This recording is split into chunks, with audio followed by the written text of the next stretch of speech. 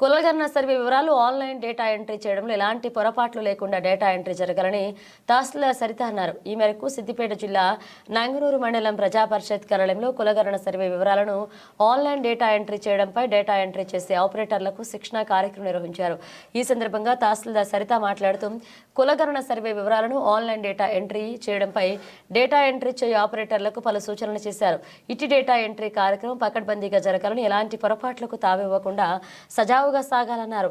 ఎన్యూమరేటర్లకు అందించిన ఫారంతో ఉన్న సమాచారం మాత్రమే డేటా ఎంట్రీ చేయాలని, స్నేహితులైన ఇరుగు పొరుగు వారిని ఎలాంటి వారిదైనా అందులో ఉన్న సమాచారం మాత్రమే ఎంట్రీ చేయాలన్నారు. తెలంగాణ ప్రభుత్వం ప్రతిష్టాత్మకంగా చేపట్టిన కులగణన సర్వేలో భాగంగా డేటా ఎంట్రీ చేయడంలో భాగస్వాములు కావాలని కోరారు. డేటా ఎంట్రీ ఒక్క ఫామ్కు 30 రూపాయలు నిర్ణయించారని, ఒక్క రోజులో 25 నుంచి 30 ఫామ్లు మాత్రమే ఎంట్రీ చేయవలసి ఉంటుందన్నారు. ఒక్కసారి లాగిన్ డీటెయిల్స్ వచ్చిన తర్వాత ఎలాంటి లీవులు లేకుండా డేటా ఎంట్రీ వారం రోజుల్లో పూర్తి చేయవలసి ఉంటుందని చెప్పారు. లాగిన్ డీటెయిల్స్ పొందిన ఆపరేటర్లు పూర్తి బాధ్యతతో డేటా ఎంట్రీ చేయాలన్నారు. ఈ కార్యక్రమంలో incharge MPDO Prabhakar Rao, MPO Satyanarayana, ASP Santosh, panchayat కార్యదర్శులు, డేటా ఎంట్రీ ఆపరేటర్లు పాల్గొన్నారు. తర్వాత ఎంతమంది దగ్గర ల్యాప్టాప్స్ ఉన్నాయి దయచేసి ఉన్నట్టుగా చెప్పండి. మీ ల్యాప్టాప్ మీ కంట్రోల్లోనే పెట్టుకోండి, మాకెవరికి ఇవ్వదు, మీరు మీ కంట్రోల్లోనే పెట్టుకోండి. ఎంతమంది? 111 మనము బ్లాక్స్ తీసుకున్నాం, అంటే 111 సిస్టమ్స్ కావాలని కలెక్టర్ గారి ఆర్డర్. 111 మంది ఆపరేటర్లు కూడా కావాలి, ఎందుకంటే మనకు టైం ఎక్కువ కాకుండా తొందరగా కావడం కోసము ఎన్ని కావాలంటున్నారు. కాబట్టి మీ దగ్గర ఉన్న ల్యాప్టాప్స్ కానీ డెస్క్టాప్ కానీ మీరు కనుక మాకు మీరే తెచ్చుకుంటే అదే సిస్టమ్ మీద మీరు వర్క్ చేసుకున్నట్టయితే మాకు మీరు ప్రొవైడ్ చేసిన వాళ్ళు అవుతారు, మీ వర్క్ మీరు అదే మీ సిస్టంలో మీరు చేసుకున్న వాళ్ళు అవుతారు. కొంచెం ఏమన్నా ల్యాప్టాప్స్ ఉంటే కొంచెం మీ ఫ్రెండ్స్ కానీ లేదా నేబర్స్ ఎవరున్నా సరే వాళ్ళ దగ్గర నుంచి తీసుకొని వస్తే బాగుంటుంది కదా. ఇప్పుడు 10 మంది అన్నారు కదా, ఇంకేం లేవా ఇవాళ సిస్టంలో డమ్మీ లాగిన్ మీద మీకు చేసి చూపెట్టడం జరుగుతుంది.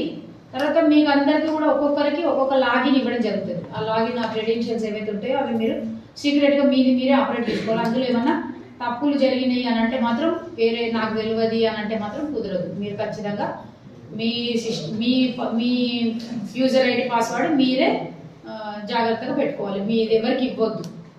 మీకు రోజు మీరు 25 నుంచి 30 ఎంట్రీ చేసుకోవడానికి అవకాశం ఉంటుంది కాబట్టి అది మీరు సీక్రెట్గా పెట్టుకోవాలి. మేము ఇచ్చిన ఫామ్లు కూడా అటు ఇటు చేయకుండా జాగ్రత్తగా మీరు ఏ పర్పస్లో వచ్చిందో ఆ పర్పస్ పనే చేసుకొని పోవాలి. ఇక్కడ మనకి ఏమి వేరే రాజకీయం అవసరం లేదు. మీరు దాన్ని ఆ డాటా వేరే వాళ్ళకి చేరవేయవద్దు. మీరు ఒక మంచి పనిలో భాగస్వాములు అవుతారు. తెలంగాణ రాష్ట్ర ప్రభుత్వం ప్రతిష్టాత్మకంగా చేపట్టిన సమగ్ర కుటుంబ సర్వేలో మీరు కూడా భాగస్వాములు అవుతున్నారు.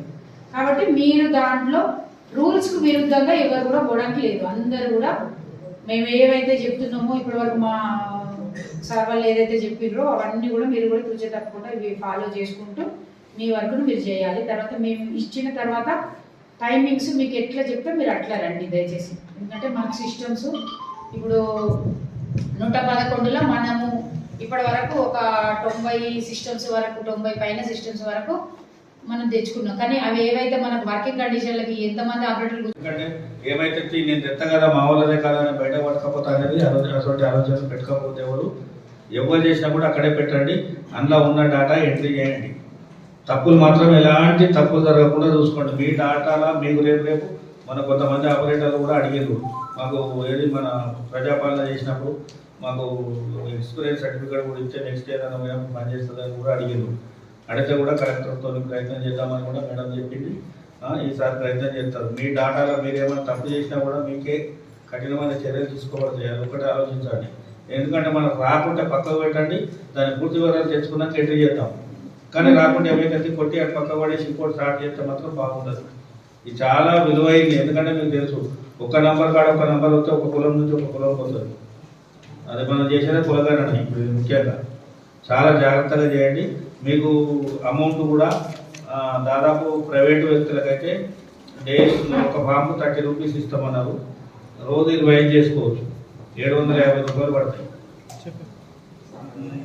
ఒకవేళ ఆపరేటర్లు మా మిగతా వాళ్ళు కూడా ఉన్నారు, మా జీతం తీసుకొని ప్రభుత్వ జీతం పొంది వాళ్ళైతే 350 రూపాయలు మాత్రమే ఇస్తామని తెలిసింది.